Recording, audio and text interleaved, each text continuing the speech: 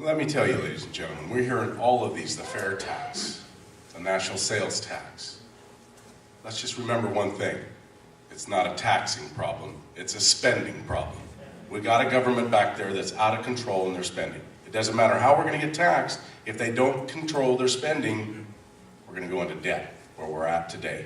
Between unfunded Social Security, unfunded Medicare, the IOUs they put in there, and our national debt, we're at a horrifying $119 trillion, and that doesn't even count the accruing interest. So it is not a taxation problem. Our taxes need to be lowered, definitely lowered. What's the best means to go? That's going to have to be hashed out. It's got to be fair, so everybody pays their fair share. It does have to be equally distributed. But if we downsize the scope of government, which our four founders intended it to be, smaller government, we won't have to have so many taxes. Thank you.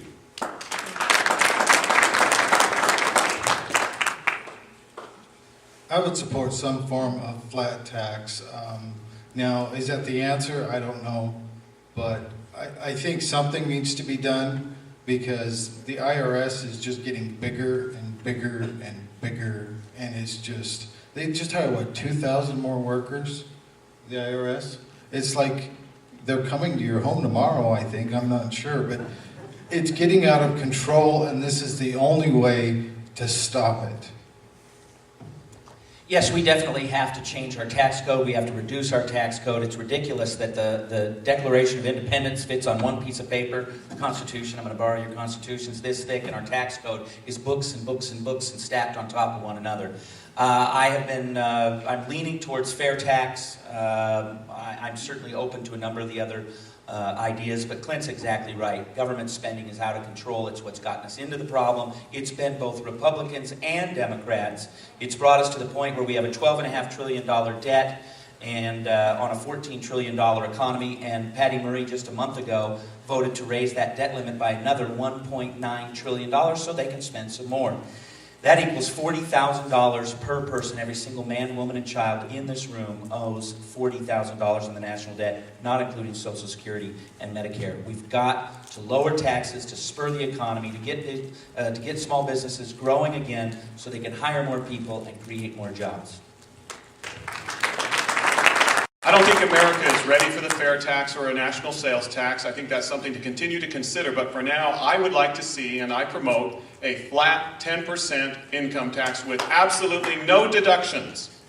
Now, that's going to hurt me because I get lots of deductions for my kids. But you know what? It's fair. And the real reason for doing it is that tax bill that Chris just talked about. You know, the tax bill that's over 1,000 pages long. The first 2 pages tell you what your tax rate is for your income level. The other 1,000 or 998 pages or more describe all of the loopholes that are given to special interests. The reason for reforming taxes is to get special interest influence out of Washington, D.C. If you eliminate every loophole and every deduction, they will have no reason to be there.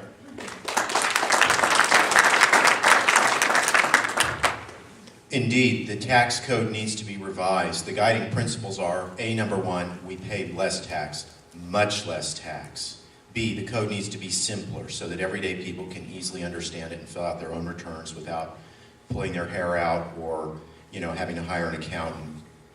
And C, the government must stop using the tax code to manipulate the free marketplace and individuals. You know what you need to do. You don't need the government giving you so many financial incentives or penalties. And that's a very important principle. We've got to get away from that. The spending problem is real. These guys are right. We've got to spend less. But the question is how, because many of the Democrats will tell you we need to spend less. The only way we're going to deal with spending less is to do 2 major things. 3, really. Reform the budget process last amended in 1974 because it builds in tax increases every year, or budgetary increases every year, and tax cuts go away. That's a problem.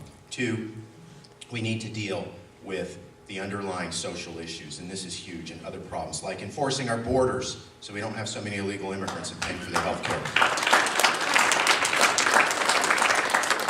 Second question from the audience. Will you support the repeal of the Patriot Act, as well as the John Warner Defense Authorization Act? Mr. LeBlanc. The John Warner, to tell you the truth, I'm not up on that one, but what was the first one? Patriot Act. Yes, I would repeal the Patriot Act. Again, this gets back down to the issue of what government should be involved in and what government shouldn't be involved in, whether it was started by conservatives or not conservatives, whether it was started by Republicans or Democrats, liberals, conservatives. We've got to get government shrunk back, get them out of everyday people's lives. I'm a bit libertarian in some of my issues, but we've got to shrink government. And one of the things that we can do to protect our civil liberties and to shrink government is to repeal these, yes. I need to read them and go through and say which parts of it I would disagree with completely, and because there are parts that I may not. So I can't tell you exactly what I've got to read through and do a thorough analysis on that. But I was frustrated and I was opposed to its passage because it contained so many infringements on our liberties. And you simply can't protect me as an American by taking away what makes me an American. That's the way I look at it.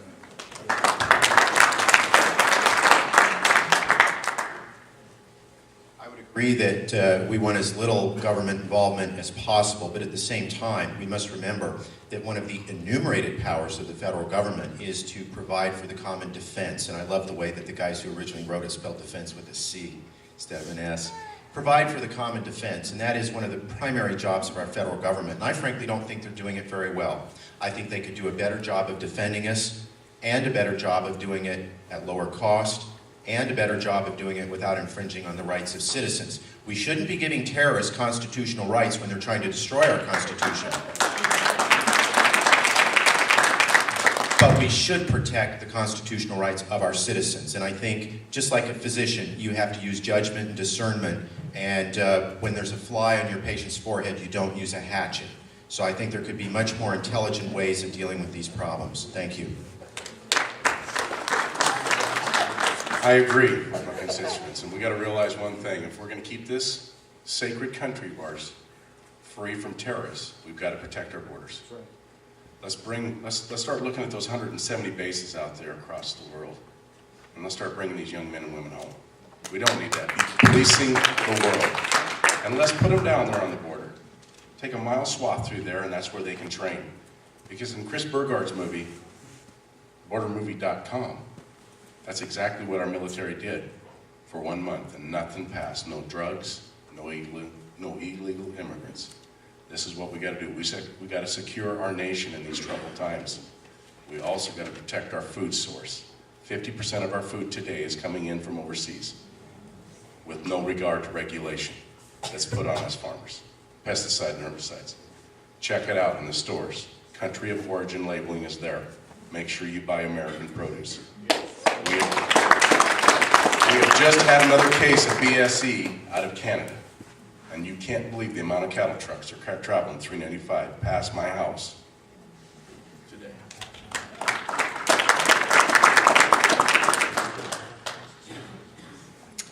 All right, our final question for the evening.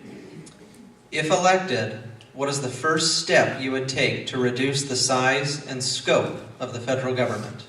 Mr. Whitehead? First thing I'm going to do is I'm going to put together a team that will help us reduce 20% across the board. People say, well, you can start with this one, or this one. We're going to start with a goal of 20% across the board, starting with the U.S. Senator's office. They have too many employees. It's too much money. It's a smidgen when you consider the overall budget of the United States, but it's got to start in the U.S. Senator's office, him or herself.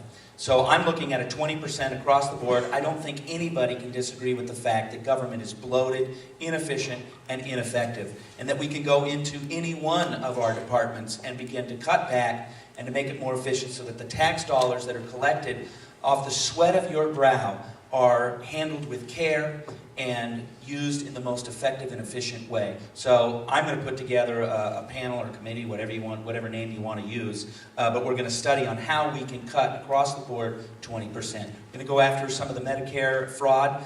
We're going to cut back in every way we possibly can.